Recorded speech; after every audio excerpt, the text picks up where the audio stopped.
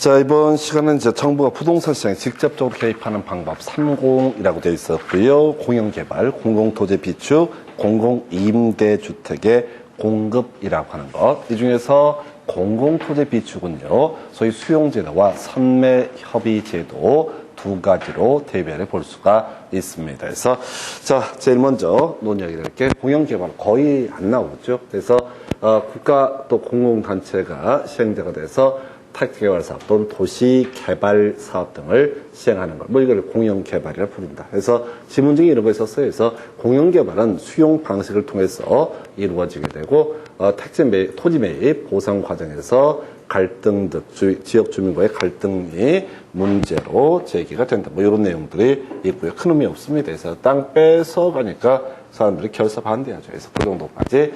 그 다음에 공공토지 비축 되게 간단합니다. 두 가지 유형, 수용제도하고 선매협의제도 두 가지가 있게 됩니다. 그래서 수용제도는 그냥 사업 시행자가 땅을 강제로 보상금 주고 뺏어내는 것 특별한 논의할 실익이 없고요.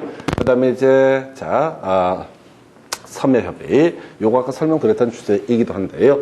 허가구역 안에서 토지 거래 계약을 체결하겠다라고 왔을 때 그게 공익사업용 토지이거나 또는 허가를 받았던 매도인이 허가받은 목적대로 이용을 안 하고 있던 토지, 이런 토지가 소위 토지거래가 신청의 대상이 되게 되면 시군구청장은 토지주택공사 등을 선매자로 지정해서 선매협의케 할 수 있다. 이렇게 법이 되어 있습니다. 그래서 이 공인중개사법, 부동산거래 신고 등에 관한 법률에서 공부하게 되는 개념인데요. 문제는 이거죠. 선매협의가 이루어지지 않았을 때 이때 수용할 수 없고요. 옛날 문제 맨날 수용할 수 있다. 이렇게 해서 틀리게 뽑았었고, 자, 선매협의가 이루어지지 않게 되면 허가 또는 불허가의 문제로 넘어가게 된다. 그리고 이제 최근 28회 때인가 구성이 됐던 것이 이 공공토지, 비축한 공공토지의 관리 누가 하느냐? 토지주택공사. 좀 특이했던 것이 출제가 됐어요. 그래서 자, 뒤에서 이제 몇 개 문제도 마찬가지에서 거의 손을 댈 수 없는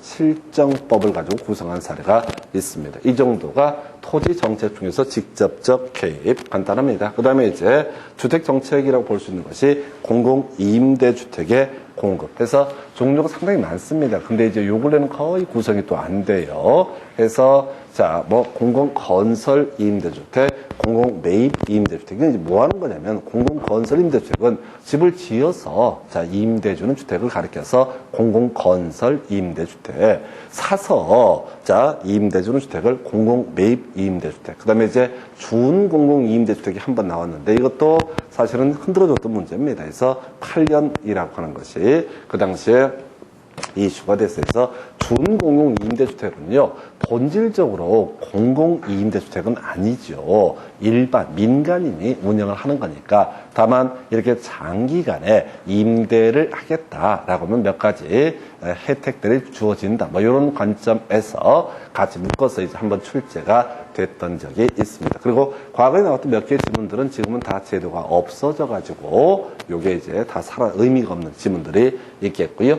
자, 요거 하나 좀 기억을 하고 가셔야 되죠. 요 근래 안 나왔습니다. 미리 말씀드리면 안 나왔는데 그래도 좀 기억을 해 주십사. 왜? 우리 금융론 파트에서 그동안에 저거 있었어요. 자, MBS라고 해서 주택저당증권의 유동화라고 하는 개념을 가지고 저는 종류 물어보다가 이번에 특이하게 저당증권 유동화 효과 뭐 이런 걸 물어봤거든요. 그래서 똑같이 그동안 문제에서는 여기서는 전통적으로 공동임대주택의 종류 등에 대해서 실정법을 가지고 문제 구성을 했던 바가 있습니다. 자, 그런데 지금 효과라고 하는 것을 보게 되면 자, 결론만 가십시다. 자, 단기 효과 해서 사적 시정의 임차인도 낮은 임대료 향유 이렇게 갑니다.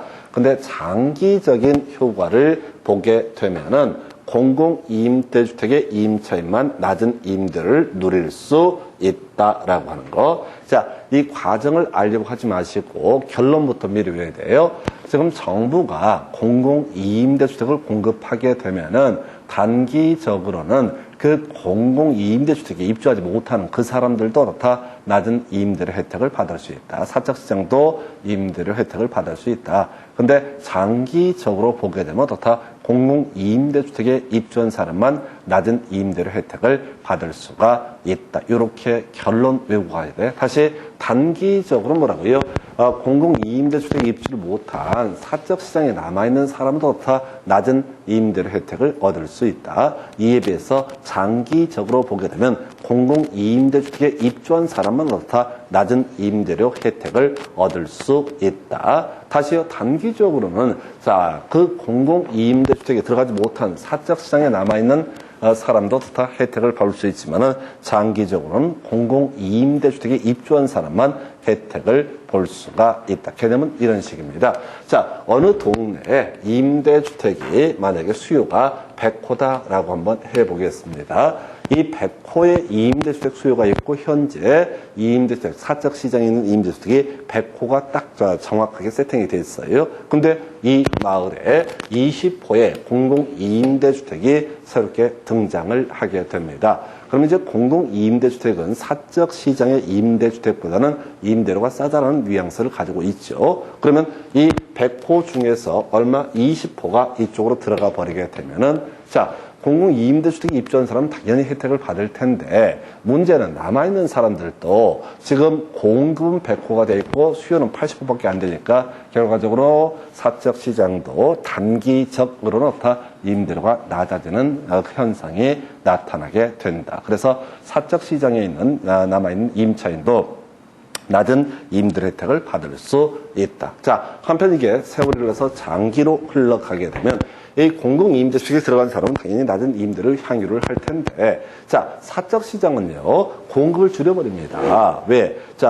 임대주택 사업자 입장에서는 지금 100호의 수요가 있을 때 100호를 공급해서 대충 먹고 살 수가 있었어요. 그런데 하다 보니까 80호밖에 수요가 없는데 100호가 들어가 있어. 그러면 건물의 용도 변경 등을 통해서 어떻게 한다고요? 공급량을 줄이게 될 것이다. 그럼 다시 임대료, 사적 시장의 임대료는 상승하는 모습을 보일 것이다. 그래서 장기적으로 보게 되면 어떻다고요? 공공임대주택에 입주한 사람은 낮은 임대료 혜택을 받을 수 있다. 그래서 이게 결론을 미리 외우고 들어가야 돼. 단기적으로는 사적 시장의 임차인도 임대료 하락 효과를 누릴 수 있다. 그러나 장기적으로는 공공임대주택에 입주한 임차인만 낮은 임대를 누릴 수 있다 해서 내용 자체가 별게 없어요. 근데 이제 이걸 과정을 쭉 설명하다 보면 이게 오히려 꼬여버리는 수가 있어요. 그래서 단기적으로 사적 시장의 임차인도 낮은 임대료 혜택을 누릴 수 있다. 장기적으로는 공공임대주택의 임차인만 낮은 임대료 향유할 수 있다 해서 여기까지가 직접적 개입 전부입니다. 그래서 30 그리고 앞에서 공공토지 비축이라고 하는 것은 수용제도와 선매제도 두 가지로 가게 되죠. 그래서 여러분 교재 107페이지 가서 확인을 해 보도록 하겠습니다. 107페이지 가서 보시게 되면은 토지 적성 평가제는 미개발 토지를 토지용 계획에 따라서 구획 정리하고 기반 시설을 갖춤으로써 이용 가치가 높은 토지로 전환시키는 제도에 대해서 이게 이제 공영개발, 도시개발 사업 등을 얘기합니다. 그래서 아직 토지 적성 평가제는 공부 안 했고요. 요거는 사실 공법 공부할 때 가끔 나오는 용어입니다. 도시군 관리계획을 위반함에 있어서 용도적을 21개 중에 뭐로 정할 것이냐, 요런 거 결정을 함에 있어서 요런 거 결정을 할 때 조사하는 것, 토지 특성을 파악하는 것을 토지적성 평가라고 부릅니다. 그래서 상당히 어려웠던 질문 해서 결국은 토지를 구획을 정리한다. 이런 것들은 또 과거에는 법에서 토지구획 정리사업 그리고 현행법에서는 도시개발사업이라는 용어를 쓰게 됩니다. 그래서 1번 상당히 어려웠던 지문이고요. 2번 공공토지 비축제도는 정부가 토지를 매입한 후 보유하고 있다가 적절한 때 이를 매각하거나 공공용으로 사용하는 제도를 말한다라고 해서 옳은 표현. 3번 토지 비축사업은 토지를 사전에 비축해서 장래 공익사업의 원활한 시행과 토지 시장의 안정 등에 기여할 수 있다. 큰 의미 없고요. 4번 토지 비축 제도의 필요성은 토지 공적 기능이 확대됨에 따라서 커질 수 있다. 이게 무슨 말인지 나는 감이 안 와요. 하여튼간에 한국말이라고 합니다. 그래서 큰 의미 없는 질문. 그 다음에 5번 공공토지 비축제도는 공익사업용지의 원활한 공급, 그다음에 토지시장의 안정에 기하는 걸 목적으로 한다 해서 결국 계속 지금 수용제도 또 공공토지 비축이라는 것은 앞으로 신도시를 만들 걸 대비한다. 그다음에 토지시장의 안정 뭐 이런 것들을 예시하고 있네요. 목적으로. 자, 그다음에 공공토지 비축제도 6번 토지 비축제도는 사적 토지 소유의 편중 현상으로 인해서 발생 가능한 토지 보상비 등의 고비용 문제를 완화시킬 수 있다. 이게 뭔 소리냐면 이런 거예요. 이게 이제 말 자체가 조금 안 되긴 하는데 지금 세종시 얘기를 제가 전에 말씀을 드렸었는데, 노무현 정부 때 세종시가 추진이 되다가 중간에 뭐 하여튼 이런저런 우여곡절 끝에 결국은 뭐 행정 수도까지는 아니고 하여튼 신도시가 완성이 돼 갔는데, 그 당시에 이게 좌초될 뻔했던 그런 사례가 있었어요. 헌법재판소에서의 뭐 관습상 수도인가 뭐 하여튼, 저도 전공이 헌법인데, 골 때리는 판례였습니다. 그거는. 그래서, 그거는 아무도 상상하지 못했던 획기적인 그 판결문이었어요. 그래서 저희 그 당시 이제 박사과정 공부하고 있을 때인데 그 판례 때문에 우리가 다 긴급 소집이 됐습니다. 그 판결문을 분석한다고. 그래갖고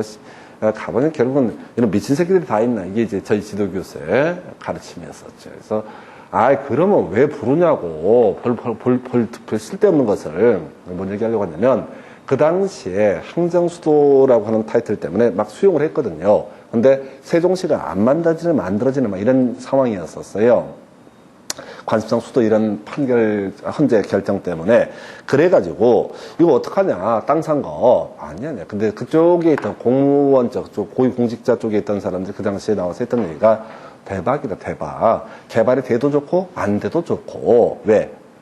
이게 이렇게 방대한 양의 토지를 수용을 할 때 큰 모토가 없으면 수용이 안 된대요. 지역 주민들이 결사 반대한대. 한두 평도 아니고. 그러니까 한 10명 수용하면은 몇 사람이 반대해봤자 밀어붙여버리면 되잖아요. 근데 뭐 이제 수천 명이라고 쳐봐요. 그럼 수천 명이 농약병 딱 들고 한번 그냥 뭐 해봐라고 같이 농약 먹고 죽어버리려는데 이렇게 나오면은 답이 안 나오는 거야. 근데 세종시라는 타이틀을 딱 갖고 이제 항정수도 건설해야 되지 않겠습니까? 주민 여러분 보면 좀만 더 쳐줘 비용만 이렇게 가는 거예요. 그래서 그 당시에 사업이 진행이 안 됐다 할지라도 아주 상대적으로 싼 가격에 순식간에 그 방대한 양을 수용을 할 수가 있었다라고 했고, 바로 이 얘기 해서 6번 얘기. 토지 비축제도는 사적 토지의 편중 현상으로 인해서 발생 가능한 토지 보상비 등의 고비용 문제를 완화시킬 수 있다. 이건 이제 뭔 얘기냐면은 나중에 실제 개발할 때 가서 보상하면 큰 돈 들어가니까 미리 땡겨서 보상한다. 이런 취지가 되겠습니다. 그래서 하여튼 그 정도. 7번 토지 수용과 같은 시장 개입 수단에서는 토지 매입과 보상 과정에서 사업 시행자와 피수용자 간의 갈등이 발생하기도 한다. 그래서 그 이제 시골 동네 가다 보면 그 수용당하는 데는 항상 빨간 레카로 써 있습니다. 뭐 누구를 쳐 죽이자 뭐 이런 식으로. 그래서 자주 재산권 박탈해 간다 해서 하여튼 뭐 스님이 얘기하시는 게 맞아요. 소유의 아픔에 대해서 없는 사람은 그런 걱정을 할 필요가 없어. 뺏길 게 없으니까. 다음 페이지 넘어가세요. 자, 8번 108페이지 8번 9번 10번 11번 해서 자 8번 9번 10번 연속 답이 됐었네요. 자 8번 9번 10번 공공토지 비축에서는 거의 답이 지금 토지 선매 제도를 가지고 도배를 하고 있습니다. 8년 동안 3번 선매 제도를 가지고 답을 구성을 했습니다. 8번 질문 보겠습니다. 토지 선매란 토지 거래 허가 구역 내에서 토지 거래 계약에 허가 신청이 있을 때 공익 목적을 위해서 사적거래 우선해서 국가 지자체가 매수할 수 있는 제도 해서 오른편 주로 이제 토지공사가 매수를 합니다. 물어봐서 그래서 이 사람은 싫다고 매도인 싫다고 하면 그걸 강제로 수용을 하지는 않는다고 그랬었고요. 이걸 한번 답을 뽑았네요. 9번 질문이요. 토지 선매에 있어서 시군구청장은 토지 거래 계약 허가를 받아 취득한 토지를 이용 목적도로 이용하고 있지 아니한 토지에 대해서 선매자에게 끝머리 틀렸네요. 강제로 수용케 할 수 있다 해서 선매협의 제도라고 하는 것은 말 그대로 뭐라고요? 공익사업용 토지 또는 허가받은 목적도로 이용하고 있지 아니한 토지에 대해서 바로 우선 매수케 할 수 있는 제도이지 매도인이 싫다고 하면 이걸 수용을 할 수는 없다. 그냥 매도인이 싫다고 하면 수용할 수 없다.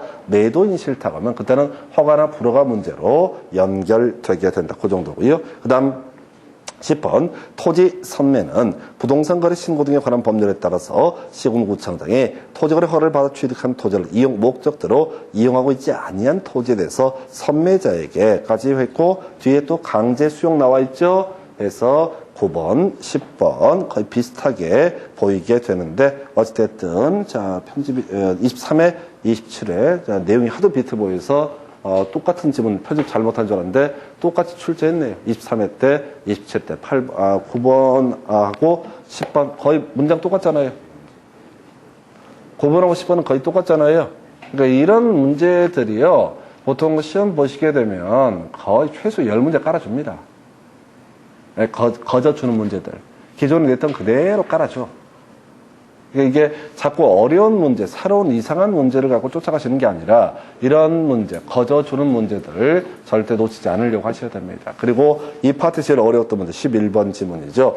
공공토지 비축에 관한 법령상 비축 토지는 각 지자체에서 직접 관리하기 때문에 관리 효율성을 기대할 수 있다 해서 이 공공토지는 아까 토지공사가 산다고 그랬어요.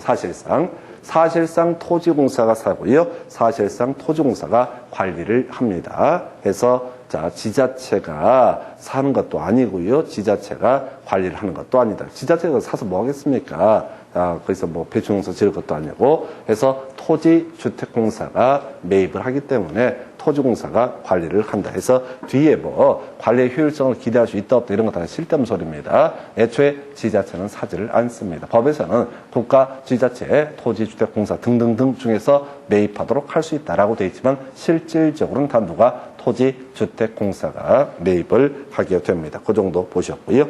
자, 그 밑에 두 번째 박스 정부나 지자체가 공급하고 있는 이임대주택의 유형에는 공공건설 이임대주택, 공공매입 이임대주택, 그다음에 장기 공공이임대주택 뭐 이런 것들이 있다.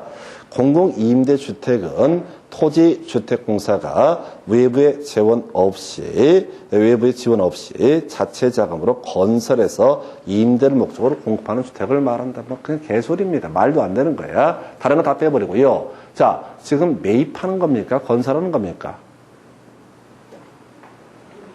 이거는 말 자체가 아예 안 되는 소설도 이런 소설이 없다고. 게다가 국어 문법도 전혀 안 맞아요.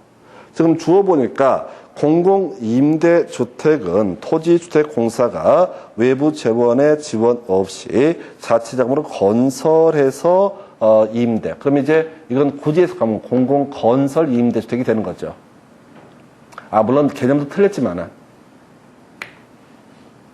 아까 이 공공임대주택에 분류할 때 공공건설 이임대주택은 건설해서 임대하는 거. 공공매입 이임대주택은 취득해서 매입해서 임대하는 것. 이런 식의 얘기이기 때문에 이게 그렇게 짜증나는 문제 패턴이에요. 아예 말 자체가 성립하지 않게 구성을 해버렸어요. 답이 됐어요. 그래서 학교는 까다로워요. 그래서 우리가 나중에 계산 문제라고 하는 공식 문제를 숙달을 연습을 하셔야 돼.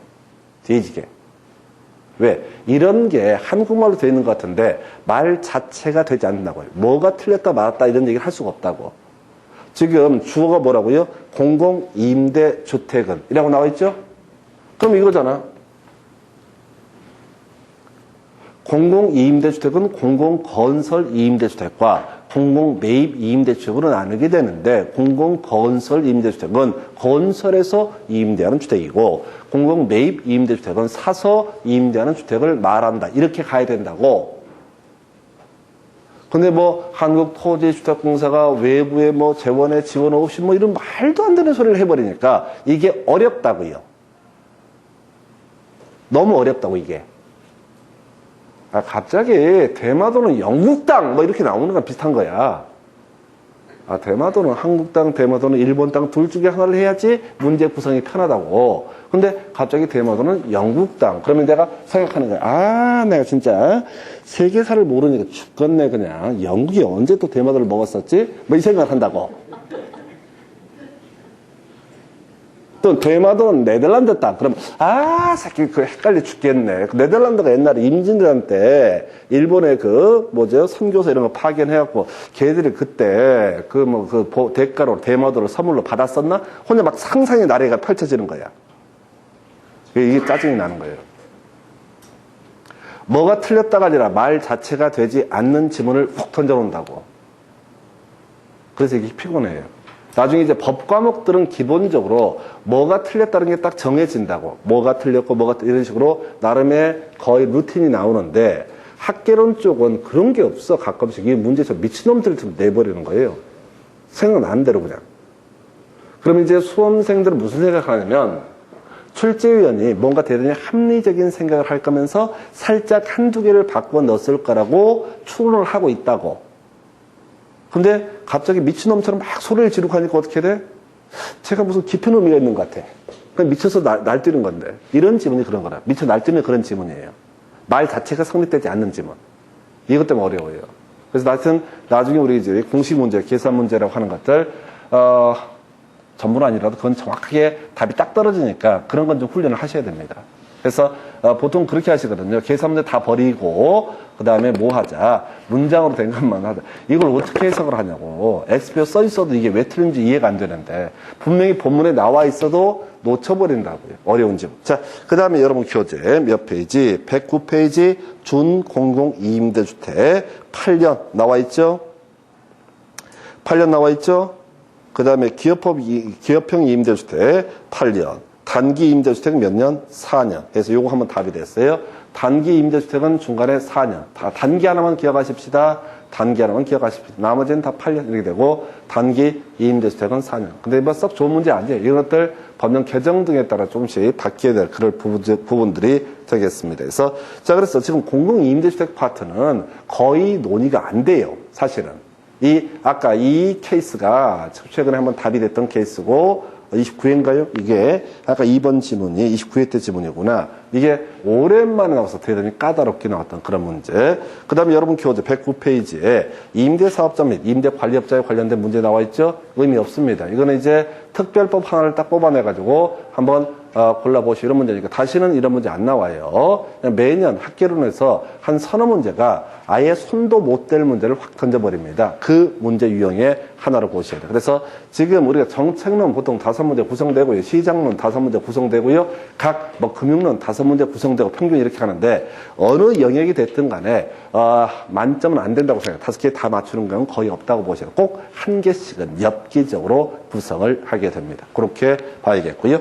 자, 그 다음에 여러분 교재 이제 110페이지 공공 이임대주택 공급의 효과. 자, 아까 미리 외웠어. 단기적으로는 사적 시장의 임차인도 어떻다? 낮은 임대를 향유할 수 있다. 그리고 장기적으로는 공공 이임대주택의 임차인만 어떻다? 낮은 임대료 향유할 수 있다. 이것만 기억하셔야 돼. 그래서 지금 가볼까요? 공공 이임대주택의 공급은 소득 재분배 효과를 기대할 수 있다. 아까 조세도 마찬가지였었죠. 소득 재분배 효과.